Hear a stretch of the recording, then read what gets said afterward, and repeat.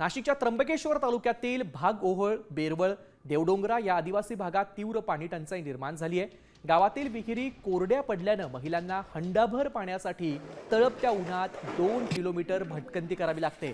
इथले नागरिक जीव धोक्यात घालून खोल विहिरीतून गढूळ आणि दूषित पाणी काढतात।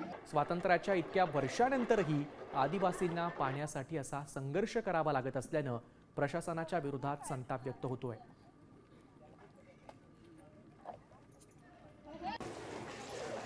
ह्या आज पाण्याच्या काही ठिकाणी आहे तर काही ठिकाणी कोरड्या झाल्या, म्हणजे एकच विहीर कोरडी झाली। काही ठिकाणचे म्हणजे बहुतेक विहिरीला पाणी आहे, त्या विहिरींवर आम्ही रातभर झोपायचं।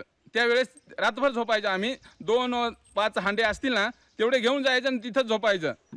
पुरुषच नाही तर आम्ही नवरा बायको आणि म्हातारी माणसं किंवा लहानले 5-6 वर्षाचे पोरं पण आम्ही घेऊन जायचे पाण्यावर। आमच्या गावामध्ये पाणी नाही, टँकर येतो पण मग असं 1-2 दिवसांनी येतो आणि विहिरीत टाकलं ते पाणी पुरत पण नाही, खडोळ होऊन जातं। आमच्या गावात पाणी नाही। माणूस रोज रात्रीचे 5 वाजता येतो आणि बायांना भरून देतो। काही कानला भेटत, काही कानला भेटत सुद्धा नाही। परत बाकीच्या बाया रिकाम्या जातात। घरी पाणी सुद्धा भेटत नाही आणि विहिरीवर सुद्धा असा भांड बायांचे होते। मालच पाहायचं ही सांगते, माल सुद्धा पाहायचं। भांडे रिकामे पडून उबडी मारून ठेवतात आणि रिकाम्या जातात घरी।